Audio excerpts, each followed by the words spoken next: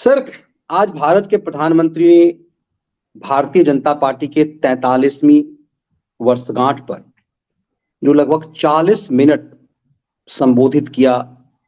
संबोधन तो उनका भारतीय जनता पार्टी के कार्यकर्ताओं के लिए था, लेकिन कांग्रेस की कालिख, पार्लियामेंट ना चलने देने के कांग्रेस के षड्यंत्र और उन लोगों के लिए, उन खैरा जिहादियों के लिए भी कि तुम्हें मुफ्त में सब कुछ मिला, इसके बाद भी उसके वोट की चिंता ना करते हुए 50% उन्होंने इशारे इशारे में हिंदुओं की वोट को टारगेट किया और आंकड़े 400 पार। मतलब जिस तरह से वोट के परसेंटेज भाजपा के बढ़ रहे हैं लगातार, उसे और बढ़ाने की बात करते हुए कि आप अति महत्वाकांक्षा में नहीं जाएं। इन सब चीजों में कांग्रेस के लिए एक संदेश ये कि ये विलुप्त होती हुई पार्टी अभी भी राजशाही इसके मानसिकता से खत्म नहीं हुई है। एक व्यक्ति के लिए, एक राहुल गांधी के लिए सदन नहीं चलने दिया जा रहा है। कई बार लोगों को लगता है कि ये क्या सरकार का फेल्योर है, मोदी क्या अपना फेल्योर, संसद ना चल पाना सरकार की भी तो जिम्मेदारी है। लेकिन पूरा सदन, ये 31 जनवरी से जो बजट सत्र चल रहा था, आज 6 अप्रैल को खत्म हो गया। मात्र 46 घंटे सदन चला। प्रधानमंत्री की ये पीड़ा और प्रधानमंत्री का बीजेपी कार्यकर्ताओं के लिए संदेश, इसके मायने आपको क्या समझ में आता है? नहीं मनीष जी, बिल्कुल उनकी पीड़ा बिल्कुल जायज थी। मैं फिर कह रहा हूँ कि इसके पीछे देखिए, नरेंद्र मोदी को गाली जो गुजरात के समय से बक रहे हैं। जब गुजरात के मुख्यमंत्री थे तब मौत का सौदागर और न जाने क्या क्या कहा, और 2014 के बाद तो एक झड़ी लगा दी। 2014 के बाद तो झड़ी लगा दी, मौत की कामना करने लगे, मर जा मोदी नारा लगाने लगे। लेकिन कभी भी राहुल गांधी या कांग्रेसियों की बदजवानी पे भाजपा ने संसद नहीं ठप की। वो इनको सुन के इनका जवाब देने का प्रयास करते थे, लेकिन उन्होंने नहीं की। लेकिन अब की जो संसद ठप है वो केवल राहुल गांधी की जिद पे ठप है मनीष जी, कि वो आदमी विदेश में जाके ये कुकर्म करके आया कि यूरोप और अमेरिका का आह्वान कर रहा है कि आप आगे दखल दो भारत के मामले में। और उसके बाद उससे जब कहा जा रहा है माफी मांगो, तो माफी मांगने को तैयार नहीं, ढिठाई कर रहा है कि नहीं मैं नहीं मांगूंगा, चाहे जो संसद चले और चाहे ना चले। तो जो बहुत हल्के पद से बात कर रहे हैं, खासकर फिर मुझे कहना कि जो एक मीडिया जो चौथा खंबा जिसको कहते हैं, इसका भी एंकर आगे पूछना है कि क्या माफी, अब राहुल गांधी की माफी इतनी बड़ी हो गई? राहुल गांधी खुद उसकी कोई उसका कद नहीं है, कोई औकात नहीं है, राजनीति में किनारे पड़ा हुआ हाशिए पे अमेठी छोड़ के भाग गया वायनाड। तो उसकी क्या औकात है राजनीति में? और नरेंद्र मोदी से उसकी तुलना करना भी अपमानजनक होगा। लेकिन मनीष जी, वो कांग्रेस का राष्ट्रीय उपाध्यक्ष है, और अगर राहुल गांधी को बख्श दिया गया तब तो फिर इस देश में झड़ी लग जाएगी। तब तो फिर इस देश में झड़ी लग जाएगी कि विदेशों में जा जाके अमेरिका को, कोई चीन को, कोई ब्रिटेन को, कोई जर्मनी को आके कहेगा कि आओ तुम हिंदुस्तान में हस्तक्षेप करो, सीधे सीधे हिंदुस्तान पे हमला करो। तो राहुल गांधी की माफी बहुत जरूरी थी, नहीं तो इसको दंडित किया जाना चाहिए, इस पे केस चलना चाहिए। और अगर ये नहीं किया तो नहीं चली संसद तो बिल्कुल नहीं चली। लेकिन ये बहुत बड़ा मसला है कि राहुल गांधी की माफी को ये मोहल्ले की लड़ाई की माफी नहीं। मैंने कहा ना कि नरेंद्र मोदी को गाली बकने की इंतहा कर दी इन लोगों ने। सीधे सीधे मर जा मोदी। ये राहुल बोल रहा था कि तुमको लोग डंडे से मारेंगे, क्या क्या नहीं कहा इस आदमी ने, चौकीदार चोर खुलेआम चिल्लाते। लेकिन भाजपा ने कभी संसद नहीं रोकी थी। ये मुद्दा ऐसा है कि इसको छूट देने का मतलब देश का हर दुश्मन, जो आस्तीन के सांप यहाँ पल रहे हैं, वो सब बेखौफ हो जाएंगे कि चाहे कुछ भी करो कुछ नहीं होगा, चाहे कुछ भी करो, चाहे देश के खिलाफ कितना भी कुकर्म करो, हमारे खिलाफ कोई कार्रवाई नहीं होगी, सरकार दबाव में आ जाएगी। तो अगर संसद नहीं चली तो बिल्कुल ठीक नहीं चली। और अगले सत्र में भी जब तक ये माफी ना मांग ले, अब अगले सत्र में तो भगवान ने चाहे रहेगा ही नहीं, तो इसको बहा दिया कोर्ट ने, ये घुसने लायक नहीं रह गया संसद में। तो इसकी माफी के बिना कोई कहा इसको कभी किसी भी ऐसी जगह पर न बुलाया जाए, बैठाया जाए जहां देश के नेता बैठते हो, ये उस लायक नहीं रह गया। ये देश के दुश्मनों की पंगत में बैठ सकता है, उनकी मीटिंग में बैठ सकता है, उनकी महफिल में बैठ सकता है, चाहे वो चीनी महफिल हो, चाहे वो पाकिस्तानी महफिल हो। लेकिन ये हिंदुस्तान के नेताओं की महफिल में बैठने योग्य नहीं है। और अब ये हो गया मनीष जी भस्मासुर। ये जो जो इस देश का जो दल इसके साथ टहलेगा वो भस्म हो जाएगा, उसका काम खत्म। तो ये बुद्धि फ्री हुई है आरजेडी वालों की, इनको भी समझ में आएगा 2024 में।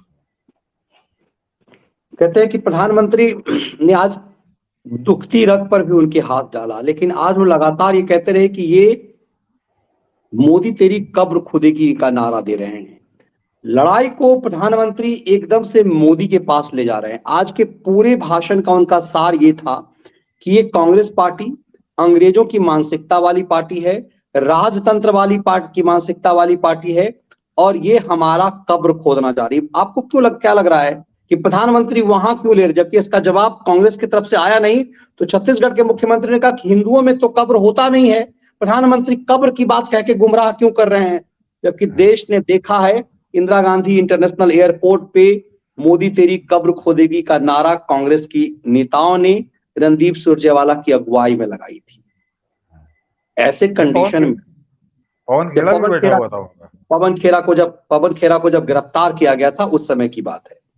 तो ये जो प्रधानमंत्री कहना चाह रहे हैं, ये प्रधानमंत्री क्या जानते हैं कि बार बार मौत का सौदागर, नीच, ये तमाम तरह की बातें जब प्रधानमंत्री को ये कहते हैं, और उसके बाद से जब जाति का, ये पूरे जितने जातिवादी पार्टी है, क्या उनके पूरे मुद्दे की धार को प्रधानमंत्री कमजोर कर दे रहे हैं? और ऐसे कंडीशन में जब एंटी इनकम्बेंसी का एक अवसर विपक्ष के पास था, क्यों मोदी को लगता है कि एंटी इनकम्बेंसी बिल्कुल नहीं चलेगा? और पिछली बार की अपेक्षा वोट परसेंट जैसे लगातार 2014 से 2019 में बढ़ा है, 2024 में उन्हें क्यों लग रहा है कि इनका वोट परसेंटेज बढ़ेगा ही? इस भरोसे के साथ प्रधानमंत्री ने आज जो बात की है, उसके क्या मायने आपको लगते हैं? मनीष जी, उसको एक अलग से कार्यक्रम हम लोग करेंगे कि किस पैमाने पर बात कर रहे हैं कि एंटी इनकम्बेंसी क्यों हो जाए, एंटी इनकम्बेंसी क्यों हो जाए। आप समझ लीजिए कि मैं पहले भी हम लोग बात कर चुके हैं, कि खाली आज उसका दे दूं कि अभी अभी थोड़ी देर पहले मैंने कहा कि जिस देश में 350 स्टार्टअप थे, वहाँ 92,000 स्टार्टअप हैं। जो देश का जो बजट 2014 में 16.5 लाख करोड़ का था, वो 9 साल में 42 लाख करोड़ का बजट है। ये समझिए कि अब की इस साल का जो 22-23 का जो जीएसटी जमा हुआ है मनीष जी, वो 18.5 लाख करोड़ को पार कर गया है संभवतः। तो केवल जीएसटी आया, जितना इनका बजट हुआ करता था कांग्रेसी सरकारों का, एक केवल जीएसटी का वो है। और मेरे ख्याल से एक और मोदी जी आपकी मोदी सरकार का रिकॉर्ड बनेगा, आ जाए फिगर, मेरे ख्याल से आना चाहिए 1-2 दिन में। कि परसेंटेज के हिसाब से देखा जाए तो संभवतः ये पहली बार ऐसा होगा जो टैक्स कलेक्शन आ रहा है कि फिस्कल डेफिसिट जो है, वो राजकोषीय घाटा जिसे कहते हैं हिंदी में, वो संभवतः सबसे कम होगा। इस सरकार का संभवतः सबसे कम होगा, इतिहास में सबसे कम होगा। तो इतने विपरीत कालखंड में कि कोरोना से अभी टूट के उभरा है, यूक्रेन की वजह से मनीष जी पूरे दुनिया में अर्थव्यवस्था की कमर टूटी हुई है, यूक्रेन युद्ध की वजह से हम पर भी प्रभाव पड़ रहा है कुछ कुछ। उस दौर में ये आर्थिक उपलब्धियां, और सबसे खास बात मनीष जी की जो ये आंकड़ा भी 2 दिन पहले आया है एक्सपोर्ट का, तो मर्चेंडाइज जो एक्सपोर्ट था वो करीब 418 करोड़ था, डॉलर था, 418 बिलियन डॉलर, 418 बिलियन डॉलर था। और गुड्स एंड सर्विस का जो एक्सपोर्ट है, वो 750 बिलियन डॉलर था। ये अगले पिछले सारे रिकॉर्ड ध्वस्त हो गए। और दर्शक ये जानना कि पिछले साल जो था वो 659 बिलियन डॉलर था, यानी सीधे सीधे समझिए करीब करीब 100 बिलियन डॉलर की उछाल है। और वो तब है जब ये पूरे भाई एक्सपोर्ट तो मनीष जी आप तभी करेंगे ना जब विदेश में मार्केट होगा। तो विदेशों में बड़े देशों की कमर टूटी हुई, आर्थिक स्थिति खराब है, सबसे बेहतर स्थिति भारत की है। उसके बाद ये 100 बिलियन डॉलर की उछाल केवल एक्सपोर्ट में, ये बता रही कि मोदी जी देश किस दिशा में जा रहा है और किस गति से जा रहा है।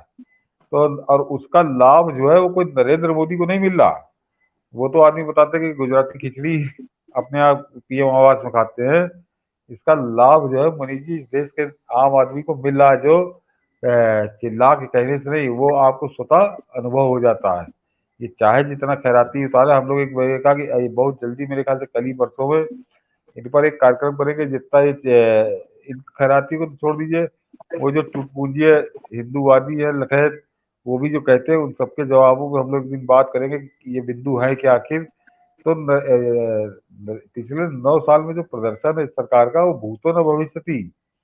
भूतो न भविष्यति। और ये बात अच्छे से समझ लीजिए कि जब अच्छा शासन होता है, समृद्ध शासन होता है, तो उसका अल्टीमेट लाभ मनीष जी मिलता आम आदमी को ही है। अगर चोर डकैत सरकार नहीं है, जैसे यूपीए की सरकार थी, आप गौर करिए 2014 से 2023 आ गए, 9 साल।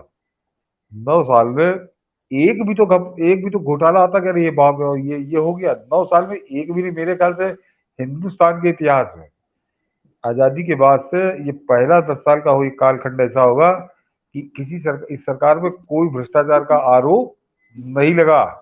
वो राफेल वाला छोड़ दीजिए, वो तो राहुल गांधी, उसको मैं ये कहूंगा पागल हो गया था, तो पागलपन वो, और सबसे खास बात जो उसका पागलपन सवार हुआ था उसके ऊपर, उस पागलपन को सुप्रीम कोर्ट ने ही उतारा था, जब कह दिया कि इस पे मैंने पूरी जांच कर ली, कहीं कुछ नहीं हुआ। ये एक भी ऐसा मुद्दा आज 9 साल में नहीं उठा पाए मनीष जी, जिसकी वजह से कहा जाए कि ये इस सरकार के खिलाफ एंटी इनकम्बेंसी है।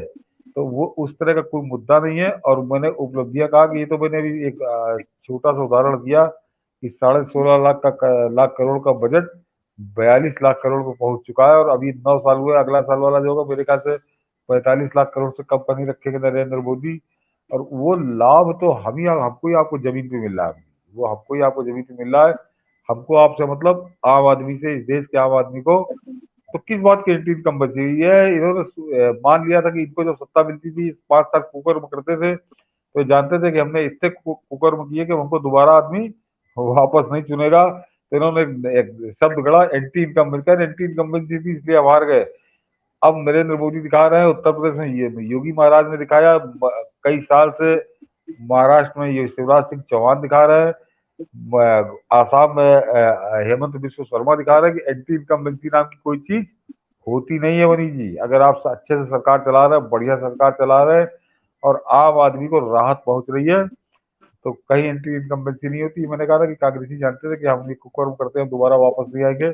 एक शब्द गढ़ा था दिल्ली के दलालों ने, न्यूट्रियन मीडिया के चाटुकारों ने, तो केवल वही तक सीमित है। और नरेंद्र मोदी का जो आत्मविश्वास है, जो उनकी मैं बॉडी लैंग्वेज देख रहा हूँ, जो आवाज में सुन रहा हूँ उनकी पिछले 1 महीने से, तो मुझको लग रहा है कि वो पूरी तरह से निश्चित है कि 303 पार होगा। वो 325 होगा, 330 होगा, ये बाद में पता चलेगा, लेकिन फिलहाल वो 2019 का रिकॉर्ड तोड़ने जा रहे हैं।